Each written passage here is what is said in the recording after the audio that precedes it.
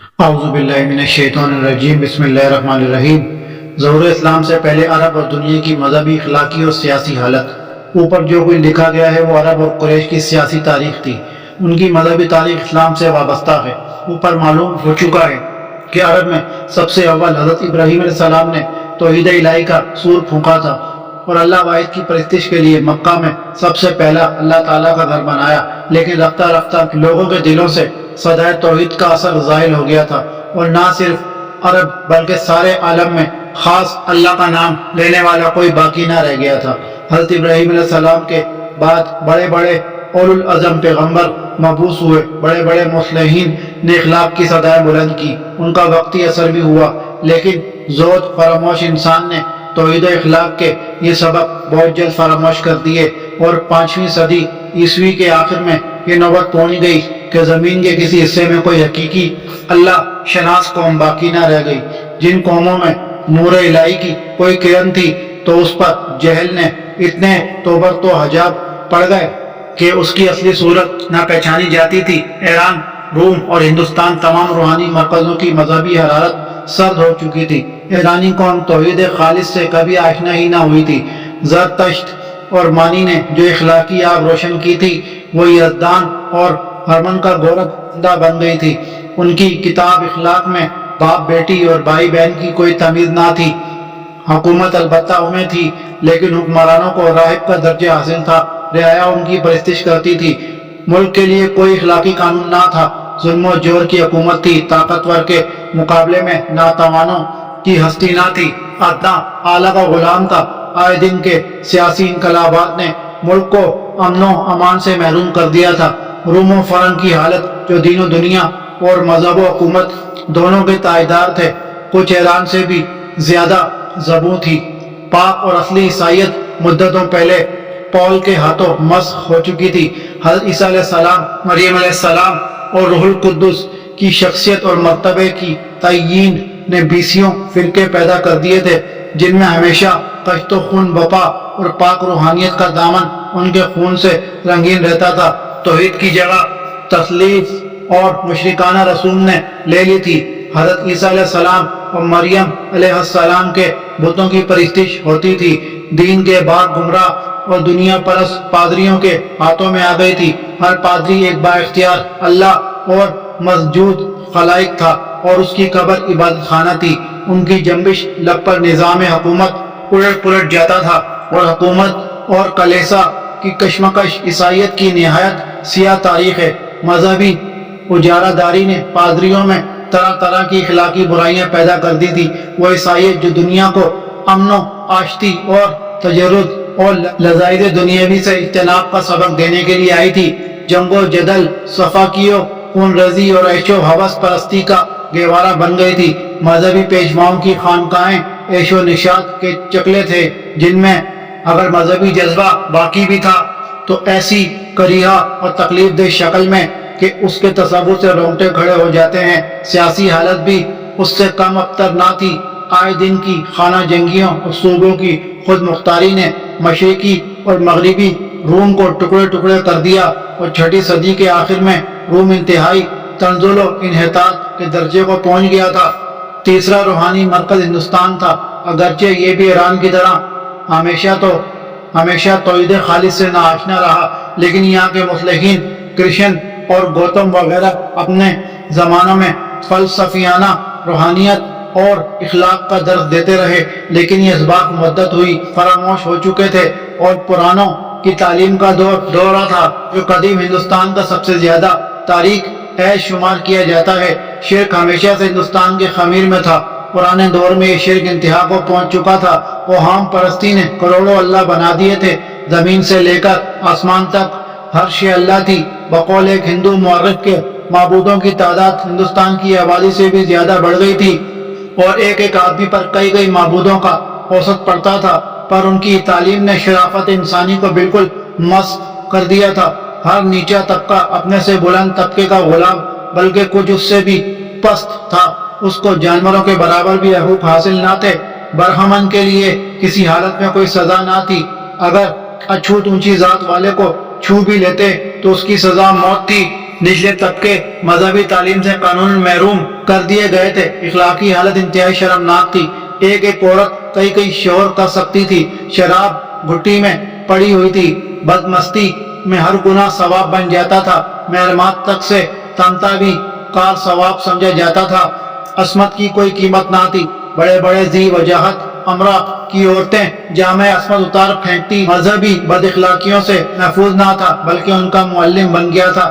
بعض فرقوں میں اعضائے تناسل کی پرستش ہوتی تھی، مندر کے پجاری بد اخلاقیوں کا پیکر تھے، دیو داسیوں کی اخلاقی حالت شرمناک حد تک گری ہوئی تھی، عورتوں کی کوئی قدر و قیمت نہ تھی، بعض طبقوں میں لڑکیاں قتل کر دی جاتی تھیں، عورت شوہر کی موت کے بعد تمام دنیاوی لذائذ سے محروم کر دی جاتی تھی، اس لیے وہ شوہر کے ساتھ جل کر مر جانے کو زندگی بھر ترجیح دیتی تھی۔ اس تاریک دور میں اگر کسی انسان میں حق کی تلاش کا جذبہ پیدا بھی ہوتا تھا تو وہ جنگلوں اور پہاڑوں میں جا کر اللہ کی تلاش کرتا تھا اور تزکیہ روح کے لیے جسم کو ایسی درد انگیز سزائیں دیتا تھا جو طاقت بشری کی برداشت سے باہر ہیں۔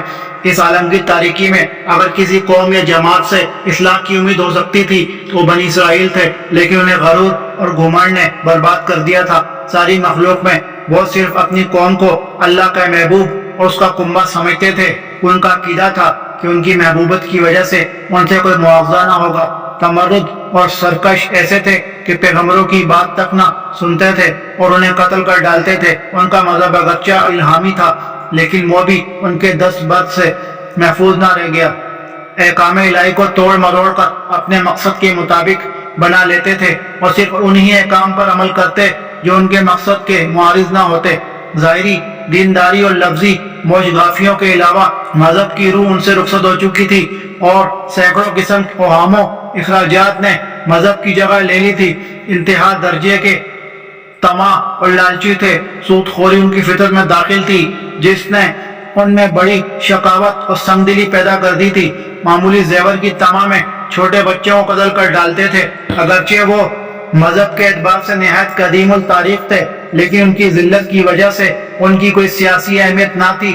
ان کا مذہبی مرکز بیت المقدس ان کے ہاتھوں میں نہ تھا اور دوسرے ملکوں میں آوارہ پھرتے تھے اور ہر جگہ ان کے ساتھ نہایت ذلت و تحقیر کا برتاؤ کیا جاتا تھا اور ان کی یہ حالت اب تک قائم ہے۔ غرض عقیدہ، مذہب، اخلاق اور سیاست ہر اعتبار سے بنی اسرائیل ایک مسخ شدہ قوم تھے۔ خود عرب کی حالت جہاں حضرت ابراہیم علیہ السلام نے توحید الہی کا سور پھونکا تھا اور اللہ کی بے آمیزش پرستش کے لیے سب سے پہلے اللہ کا گھر بنایا، دوسری اقوام سے کچھ بہتر نہ تھی۔ وہ دین ابراہیمی کے پیرو تھے لیکن اس کی صورت بالکل مسخ ہو چکی تھی اور توحید کا رخ زیبا شرک اور بت پرستی کے اوہام میں چھپ کر رہ گیا تھا۔ معبود واحد کے ساتھ اور بہت سے کارساز شریک ہو گئے تھے۔ فرشتوں کو اللہ کی بیٹیاں کہتے تھے، اجنا کو الوہیت کا درجہ دیتے تھے، بتوں کو مظہر خدا مان کر ان کی پرستش کرتے تھے۔ سینکڑوں بتوں کی پوجا ہوتی تھی، ان میں 1 لات، 2 منات، 3 حبل اور 4 عزا زیادہ عظمت تھے۔ حبل خاص خانہ کعبہ کی چھت پر نصب تھا، تمام عرب اس کی پرستش کرتا تھا۔ قبائل کے بت علیحدہ علیحدہ تھے، مناس اوس و خزرج کا تھا، لات ثقیف کا اور عزا غطفان کا۔ عزا کی پرستش ارکان حج میں داخل تھی۔ ان بتوں کے نام پر سانڈ چھوڑے جاتے تھے، ان پر انسانوں کی قربانیاں ہوتی تھی، بتوں کے نام کے تیروں کے ذریعے سے قراندازی ہوتی تھی۔ ان کے علاوہ سینکڑوں لکڑی اور مسالے کے خانہ ساز اور خانگی خدا تھے۔ ایک بت پرستی کے علاوہ مختلف قبائل میں مختلف مذاہب رائج تھے۔ ربیہ و غسان عیسائی تھے، قزاع میں عیسائیت کا اثر تھا، حمیر کا نانا بنو حارث اور کندہ یہودی تھے، بنی تمیم کا قبیلہ مجوسی تھا۔ بعض قبائل میں ستارہ پرستی رائج تھی۔ ان مذاہب کے علاوہ مختلف قسم کے خیالات و عقائد پائے جاتے تھے۔ کچھ ملحد تھے جو سرے سے اللہ کے وجود کے منکر تھے، بعض اللہ کے قائل تھے لیکن حشر و نشر اور سزا و جزا کو نہ مانتے تھے، بعض انبیاء کے منکر تھے۔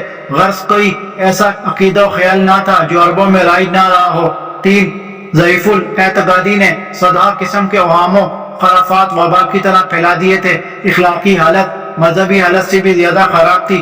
جنگجوئی، انتقام پسندی، صفاقی اور خون ریزی فطرت میں داخل تھی۔ معمولی باتوں پر لڑائی چھڑ جاتی تھی، جس کا سلسلہ پشت ہا پشت تک جاری رہتا تھا۔ عربوں کی خانہ جنگیاں ایام عرب کے عنوان سے عربوں کی تاریخ کا مستقل باب ہیں۔ اپنی بہیمیت اور درندگی سے مجرموں کو نہایت درد انگیز سزائیں دیتے تھے۔ شراب نوشی گھٹی میں پڑی تھی، عرب کا ہر گھر میں کھانا تھا۔ بدمستی میں مال و دولت، ننگ و ناموس سب قربان کر دیتے تھے۔ قمار بازی بڑے فخر و مباحت کی چیز تھی۔ گھر کی کل دولت حتیٰ کہ عورتیں تک بازی میں لگا دیتے تھے۔ سود خوری بھی یہودیوں کے فیض سے داخل ہو گئی تھی اور سود در سود سے مقروض کو تباہ کر ڈالتے تھے۔ چوری اور ڈاکہ بعض قبائل کا مستقل پیشہ تھا۔ فسق و فجور اور بے حیائی و بے شرمی ہنر بن گئی تھی۔ بڑے بڑے شرفاء اپنی عزیز عورتوں، شریف خواتین کے عشق و محبت کی داستان فقریہ عام مجمع میں مزے لے کر سناتے تھے۔ زنا کوئی عیب نہ تھا، عورتوں کی کوئی قیمت نہ تھی، لڑکیوں کو پیدا ہوتے ہی زندہ درگور کر دیتے تھے۔ نکاح کی کوئی تعداد متعین نہ تھی، بھیڑ بکری کی طرح جتنی عورتیں چاہتے تھے رکھ لیتے تھے۔ اس عالم کی ظلمت میں جب ہر طرف تاریکی چھائی ہوئی تھی اور کہیں نور حق کی کوئی کرن نظر نہ آتی تھی اور اللہ کی مخلوق الہی تعلیمات کے ساتھ انسانی اخلاق و شرافت کو بھی فراموش کر چکی تھی اور انسان کی بے قید آزادی اور خود غرضی سے نظام عالم درہم برہم ہو رہا تھا، ایک ایسے ہادی برق کی ضرورت تھی جو بھٹکی ہوئی مخلوق کو راہ راست پر لگائے اور ایک قوم کو نمونہ عمل بنا کر دنیا کے سامنے پیش کر دے۔ دعوت توحید کے لیے عرب کا انتخاب۔ ایک سیرت ابن ہشام جلد نمبر اول اور کتاب الاسلام قلبی وغیرہ میں ان بتوں کی پوری تفصیل ہے۔ دو انقلاب الامم ابن سعید اندلسی۔ تین کلام مجید کی آیات میں ان عقائد کی تفصیل موجود ہے۔ دنیا کے ہر اصلاحی اور مفید انقلاب کی زد خواہ وہ اخلاقی اور روحانی ہو یا مادی، سب سے زیادہ اونچے متمدن طبقے پر پڑتی ہے۔ اس سے اس کے وقار و امتیاز کو صدمہ پہنچتا ہے۔ اس لیے دنیا کی تاریخ شاہد ہے کہ ہر زمانے میں ہر مفید تحریک اور دعوت اصلاح کی مخالفت، خواہ وہ پیغمبر کی آواز حق ہو یا دنیاوی مسئلے کی دعوت، اسی طبقے نے کی، اور تجدید و اصلاح اور اس کو قبول کرنے اور اس کو پھیلانے والے وہی طبقات رہے ہیں جنہیں غریب، نیچا اور غیر متمدن سمجھا جاتا ہے۔ اسلام کے ساتھ بھی یہی واقعہ پیش آیا۔ ظہور اسلام کے زمانے میں ایران و روم اور فرنگ کے خطے تعلیم و تہذیب، دولت و ثروت اور دوسرے تمدنی اثرات سے بالکل مسخ ہو چکے تھے۔ ان میں جدید طغرائے حق کو قبول کرنے اور صدائے حق کو سننے کی صلاحیت باقی نہ تھی۔ عرب کا خطہ اب تک ان تمام تمدنی اثرات سے بالکل محفوظ اور فطری سادگی پر قائم تھا۔ عرب کتابی تعلیم سے ناآشنا اور تمدنی اثرات سے پاک تھے، اور ہر طرح کی برائیوں کے باوجود ان میں آزادی، حریت، حق گوئی، جرأت و بے باکی، شجاعت اور بہادری کے بدویانہ اخلاق موجود تھے۔ اس لیے متمدن اقوام کے مقابلے میں ان میں قبول حق کی سب سے زیادہ صلاحیت تھی۔ اس لیے امانت الہی کی تفویض اور مخلوق کی رہنمائی کے لیے اسی سادہ مگر پرجوش قوم کا انتخاب ہوا۔ دنیا کے موعد عالم خلیل اللہ علیہ السلام کی نسل سے محمد بن عبداللہ صلی اللہ علیہ وآلہ وسلم کو یہ منصب جلیل تفویض ہوا۔